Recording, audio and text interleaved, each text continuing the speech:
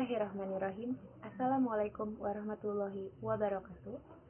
Yang terhormat Bapak Syaiful Yamin SHMH selaku dosen pengampu mata kuliah Kewarganegaraan.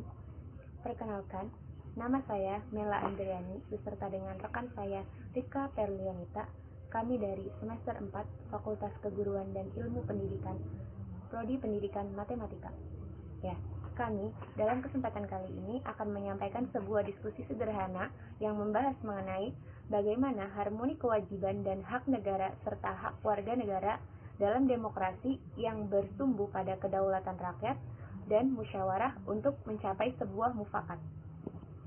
Pada kesempatan kali ini yang akan kami bahas yaitu mengenai konsep, kemudian alasan, kemudian juga sumber hak dan kewajiban itu sendiri, kemudian argumen serta esensi dan urgensi yang berkaitan dengan harmoni kewajiban dan hak negara serta warga negaranya.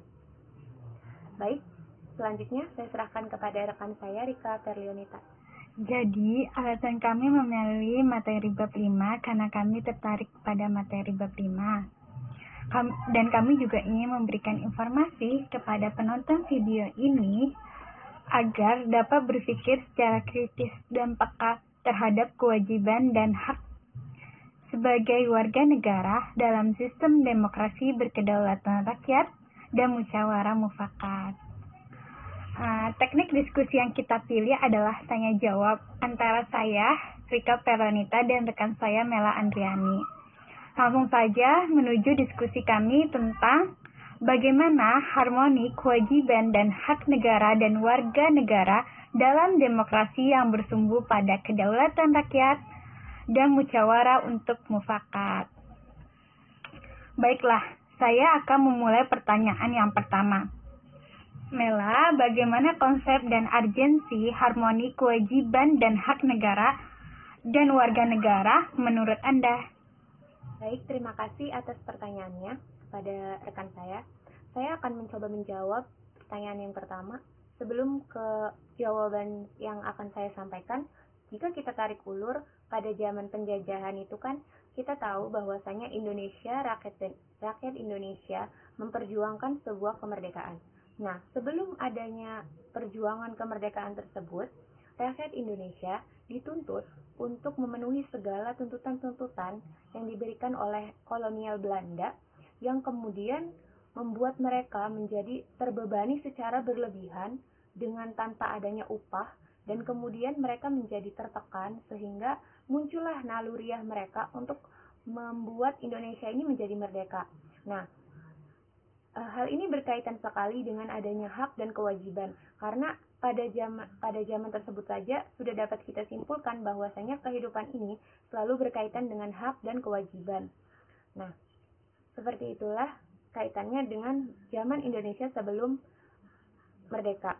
Adapun hak dan kewajiban itu sendiri pengertiannya adalah hak merupakan kuasa untuk menerima atau melakukan sesuatu yang semestinya diterima atau dilakukan oleh pihak tertentu dan tidak dapat oleh pihak lain manapun juga yang pada prinsipnya dapat dituntut secara paksa olehnya. Jadi hak ini merupakan suatu milik pribadi yang mutlak dimiliki setiap individu. Nah, seperti itu. Kemudian kewajiban itu sendiri adalah beban untuk memberikan sesuatu yang semestinya diberikan atau diberikan oleh pihak tertentu, tidak dapat oleh pihak lain manapun yang pada prinsipnya dapat dituntut secara paksa oleh yang berkepentingan. Nah, jika ditarik kesimpulan, kewajiban itu seperti suatu beban yang harus dilakukan oleh lembaga atau seseorang tertentu untuk memenuhi hak orang lain, seperti itu.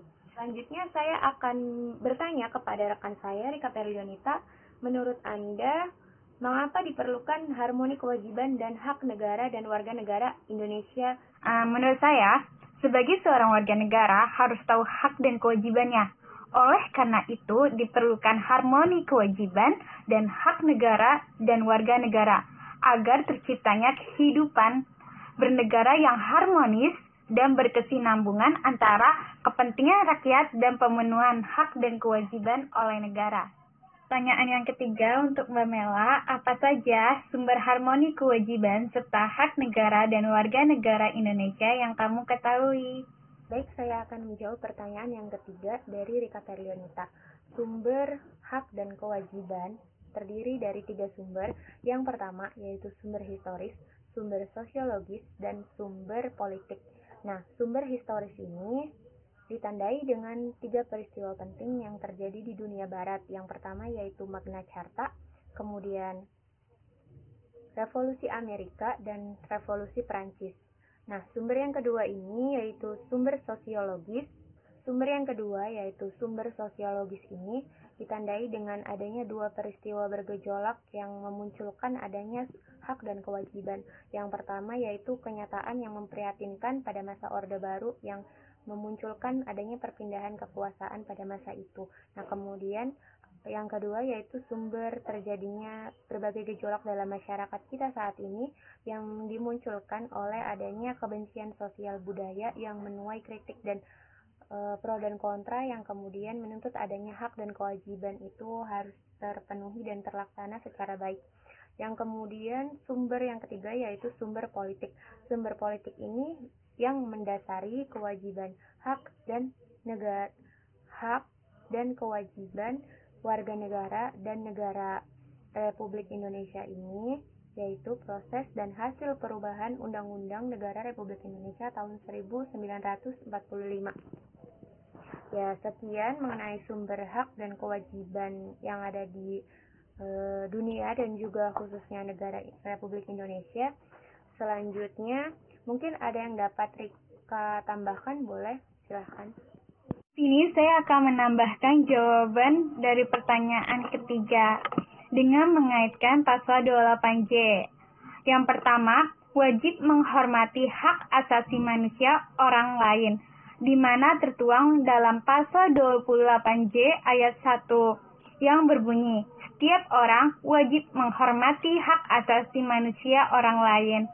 Dan yang kedua, wajib tunduk kepada pembatasan yang ditetapkan dengan undang-undang, tertuang dalam pasal 28J ayat 2 yang berbunyi menyatakan, dalam menjalankan hak dan kebebasannya, setiap orang wajib tunduk kepada pembatasan yang ditetapkan dengan undang-undang, dengan maksud untuk menjamin pengakuan serta penghormatan atas hak kebebasan orang lain dan untuk memenuhi tuntutan yang adil sesuai dengan pertimbangan moral, nilai-nilai agama, keamanan, dan ketertiban umum dalam suatu masyarakat. Baik, terima kasih kepada Rika Feryonta. Nah, selanjutnya apa saja sih argumen tentang dinamika dan tantangan harmoni kewajiban dan hak negara dan warga negara yang sekiranya Rika ketahui seperti apa? Mungkin bisa dijelaskan. Silakan. Di sini saya akan menjawab pertanyaan yang keempat. Jawabannya adalah Aturan Dasar Ihwal Kewajiban dan Hak Negara dan Warga Negara setelah perubahan UUD NKRI 1945 mengalami dinamika yang luar biasa. Ada 4 bentuk-bentuk perubahan aturan dasar dalam UUD NKRI 1945 sebelum dan sesudah amandemen. Yang pertama, Aturan Dasar Ihwal Pendidikan dan Kebudayaan serta Ilmu Pengetahuan dan Teknologi. Yang kedua, ada Aturan Dasar Ihwal Perekonomian Nasional dan Kesejahteraan Sosial. Yang ketiga, ada Aturan Dasar Ihwal Usaha Pertahanan dan Keamanan Negara. Yang keempat, yang terakhir ada Aturan Dasar Ihwal Hak dan Kewajiban Asasi Manusia. Baik, ya saya akan sedikit menambahkan mengenai perubahan yang terjadi sebelum dan sesudah adanya amandemen atau perubahan Undang-Undang Negara Republik Indonesia tahun 1945. Nah, hak asasi manusia dan Undang-Undang 1945 sebelum dan sesudah di amandemen tentunya sangat berbeda.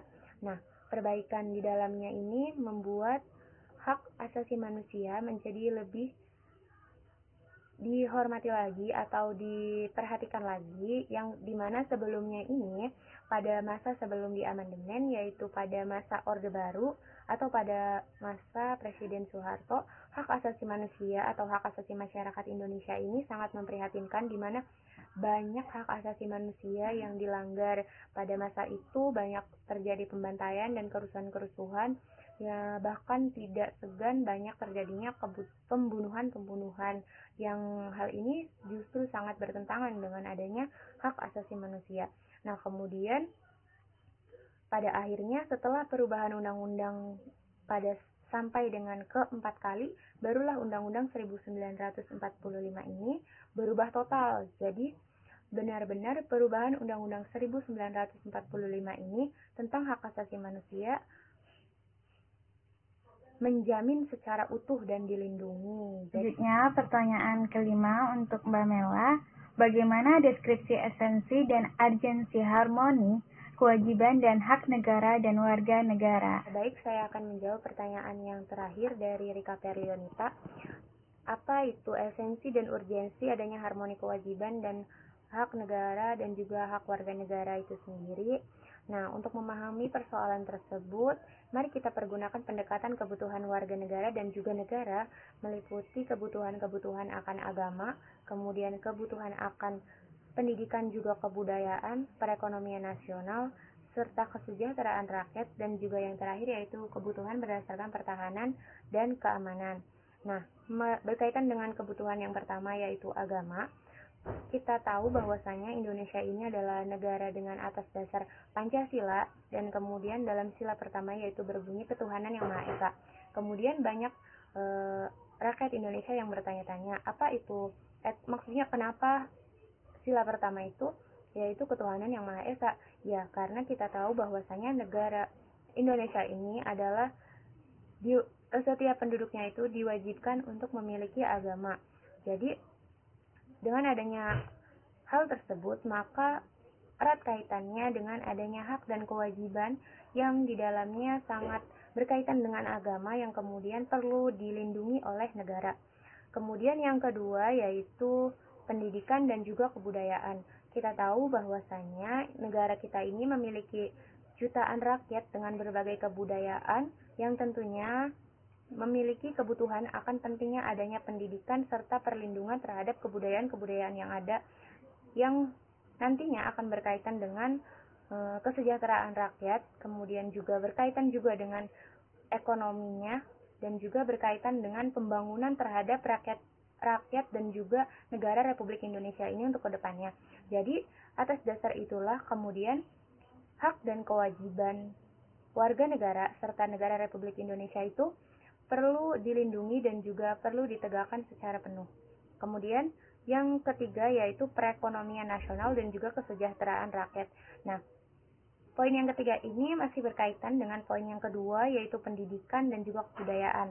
Nah, seperti yang sudah saya sampaikan tadi bahwasanya negara Indonesia ini memiliki jutaan penduduk yang tentunya memiliki kebutuhan akan kesejahteraan dan juga perekonomian nasional yang